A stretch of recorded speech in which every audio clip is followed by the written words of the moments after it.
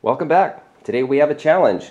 We had a water damage in this house, and so as soon as I got called, I came out and we dried it, and I had 2 dryers and a dehumidifier.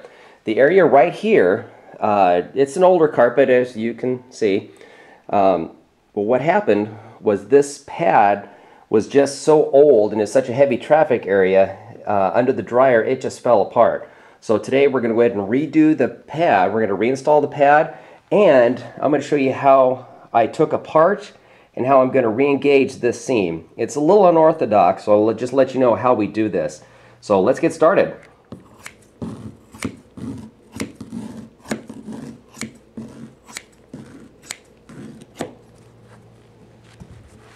That easy. Just simple, just make a cut. You can see how the edges match real nicely. Another option would be to, if it overlaps a long way, just take a straight edge and just hold it and run your blade along the straight edge. That way both of them will get cut. But I'm just limited on the amount here, and it was just as fast just to make a quick cut with the scissors instead of walking all the way out to the truck and getting my straight edge and walking all the way back, and it's not good for an old man. So let's continue.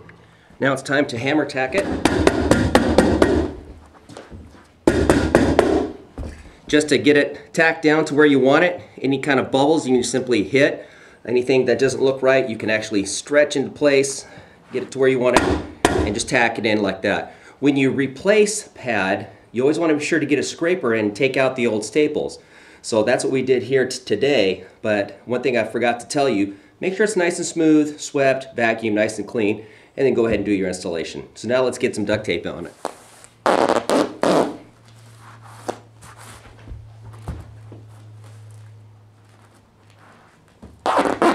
We got a bit of a gap here, about the size of my index finger.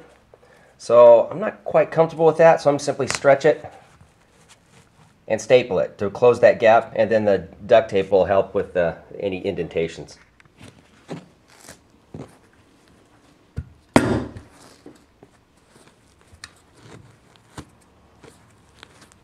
we're going to get everything stretched in, and then we're ready to put together our seam. Okay, I ran into a problem. I did notice that this is a new vinyl window.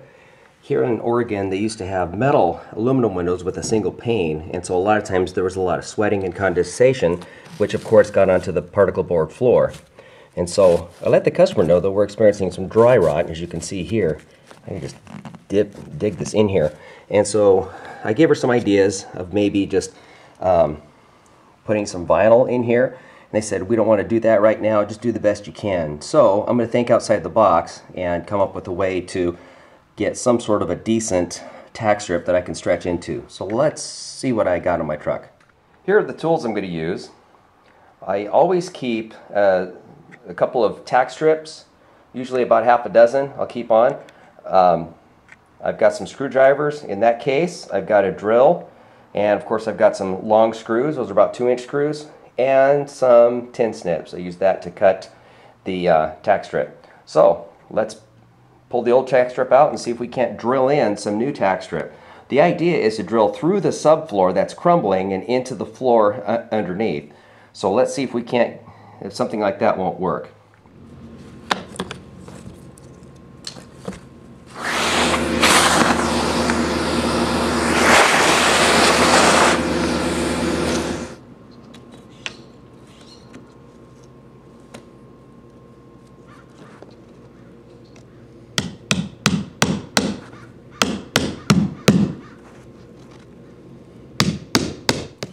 Now, a lot of times people ask how far away of the wall do they do. I always say about 1/4 inch or about the width of a tack strip.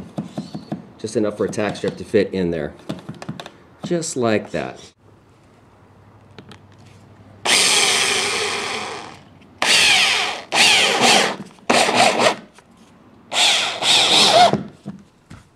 So that's it.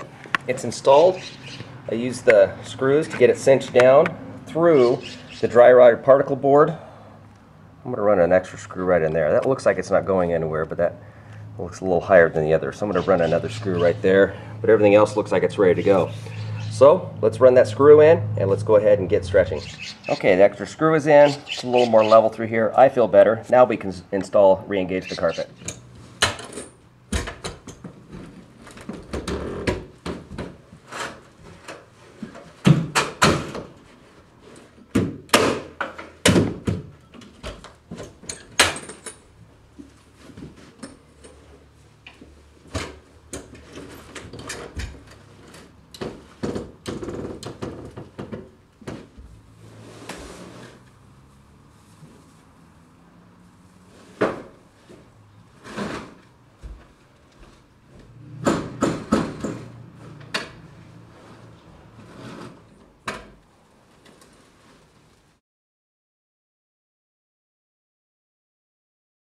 we ran into a problem. This is what we call a cat scratch.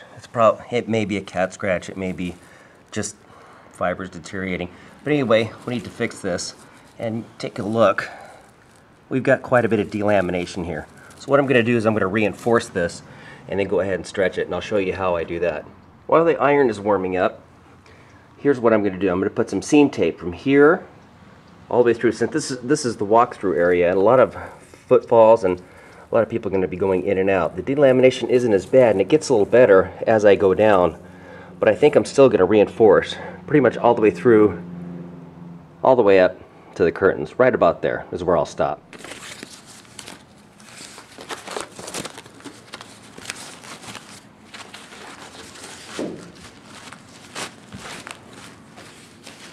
The idea is we've got the seam tape underneath, and what I'm going to do is I'm going to run the iron through, and right after I run the iron through, I'm going to take my glue gun over there. I'm just going to throw in a lot of glue behind it, and then go ahead and roll it down, and then roll it in. And so that's the idea. Hopefully, I'll be able to stretch just enough to get this to meet that. If not, I'll just go ahead and resection that. But I'm going to cut all these away right now, get some of this junk out of the way. By that time, the iron should be warmed up. We got our iron in. Gonna let it get warm. I've got my glue gun ready, and I have my seam roller. Getting it started. Throw a lot of glue behind it.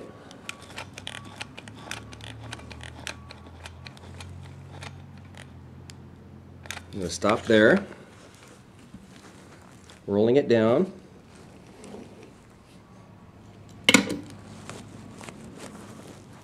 A little more. More glue.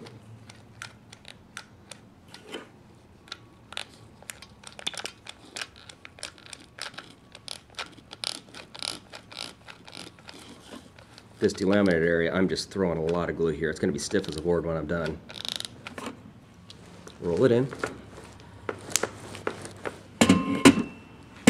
Time to put my weight in.